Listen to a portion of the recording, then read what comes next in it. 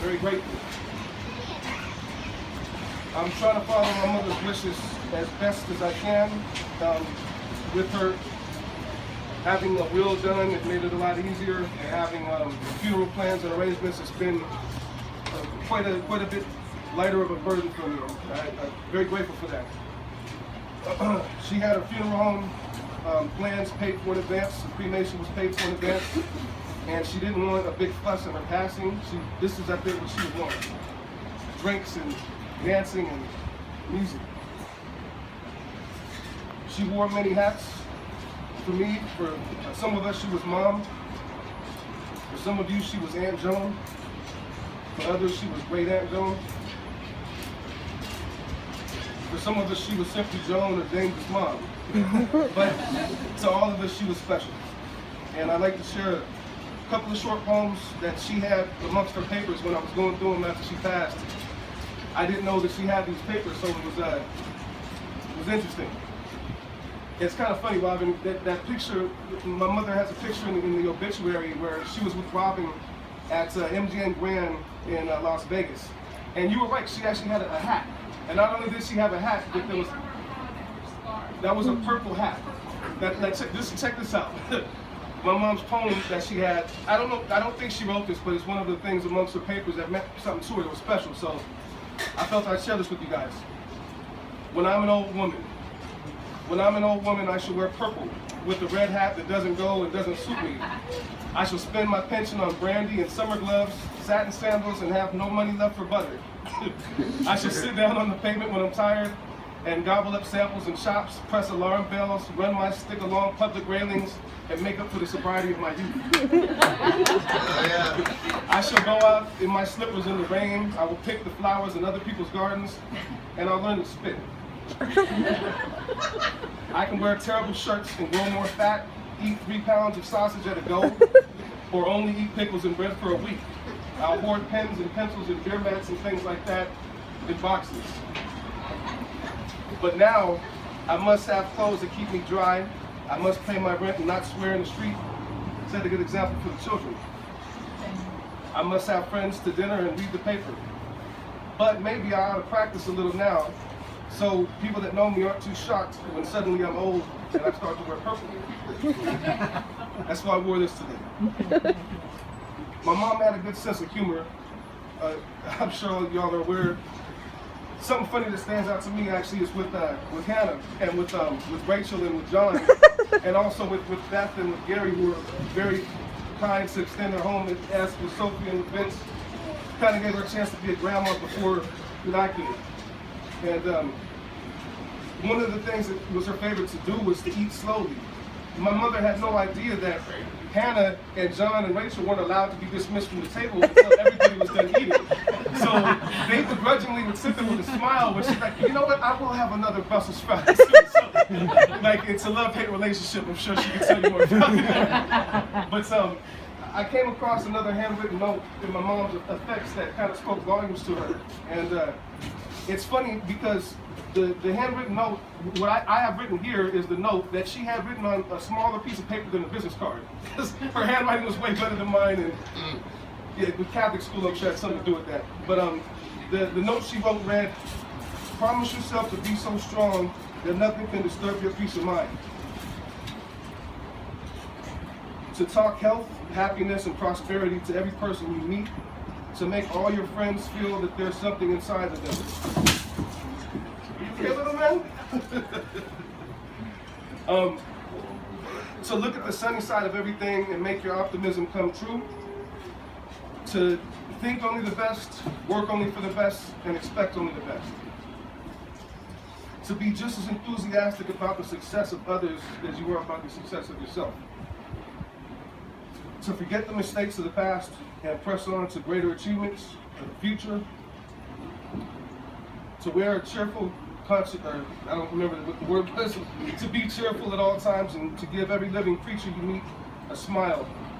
To give so much time to the improvement of yourself that you have nothing to criticize others.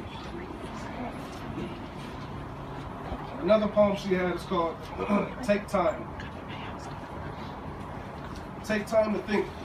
It's the source of power. Take time to play. It's the source of perpetual youth. Take time to read. It's the fountain of wisdom. Take time to pray. It's the greatest power on earth. Take time to be friendly. It's the road to happiness. Take time to laugh. It's the music of the soul. Take time to work. It's the price of success. And take time to enjoy good food. It's the source of health. My mother was raised Roman Catholic, but make no mistake, she did not die a religious woman. I'd like to, again in her words, read from some of her wishes and memories that she would want expressed at an occasion like this. In her words, I would like the following religious beliefs expressed at my funeral or celebration of life.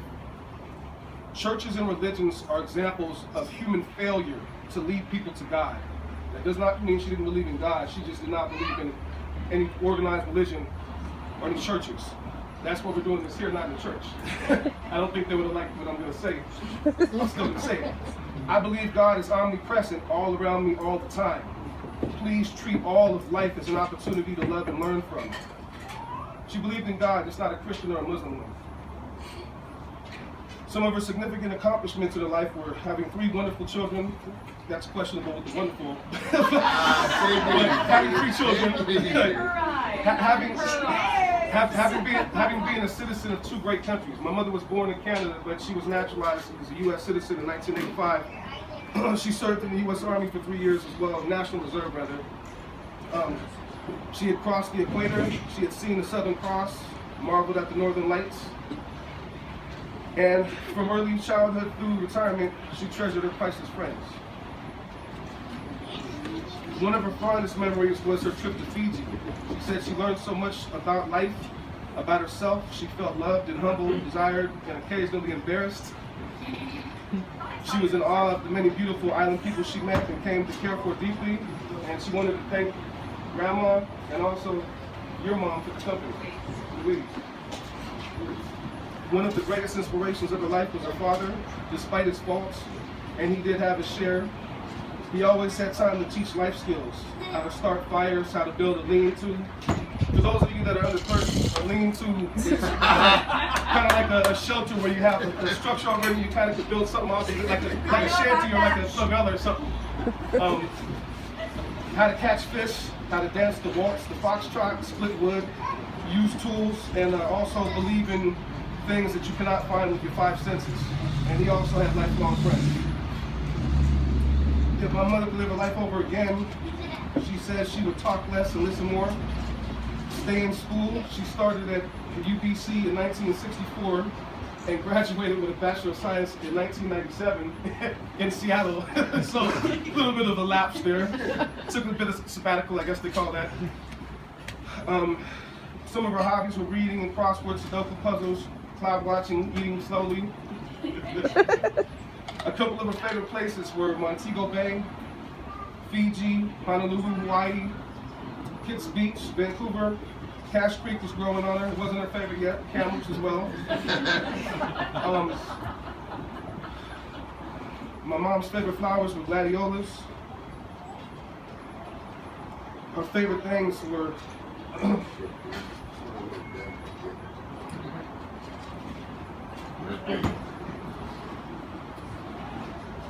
some of my mother's favorite things were sunny mornings, carrots fresh from the garden, yummy spare ribs, again eating slowly, good quality dark rum, Appleton's, check,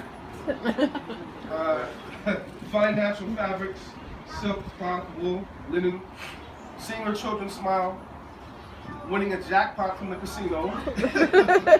Anybody that knew my mom knew that that's kind of why that picture's in the obituary. I'd never seen her glowing like that.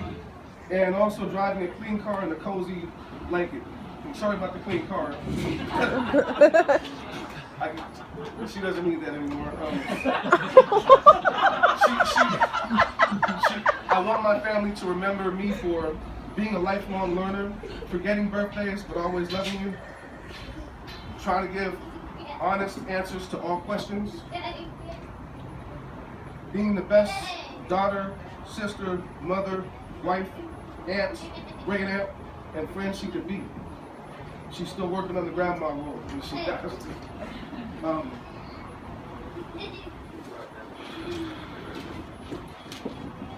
to you, James, for all that you did. You've just been amazing, and I think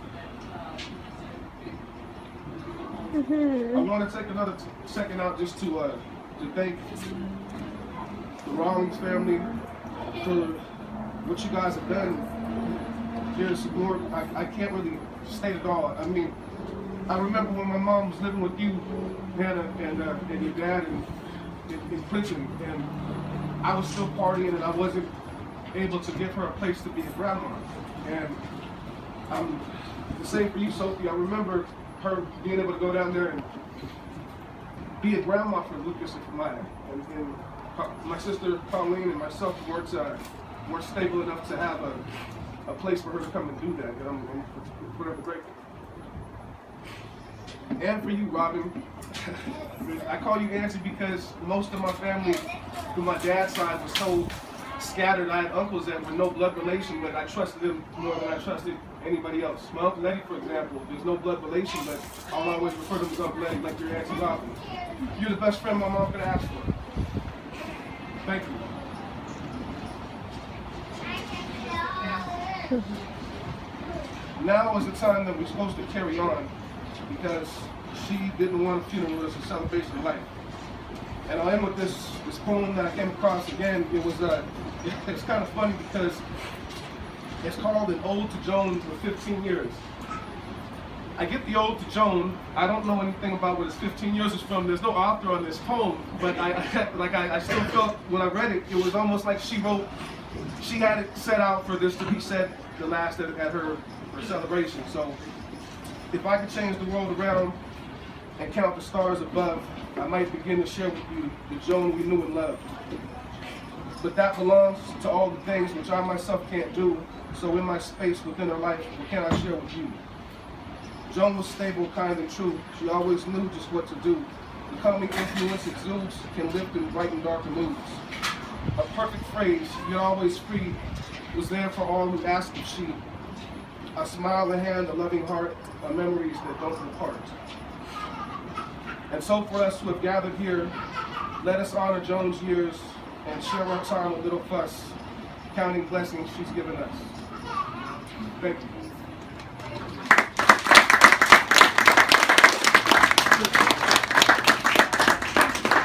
Can I fucking hug you now?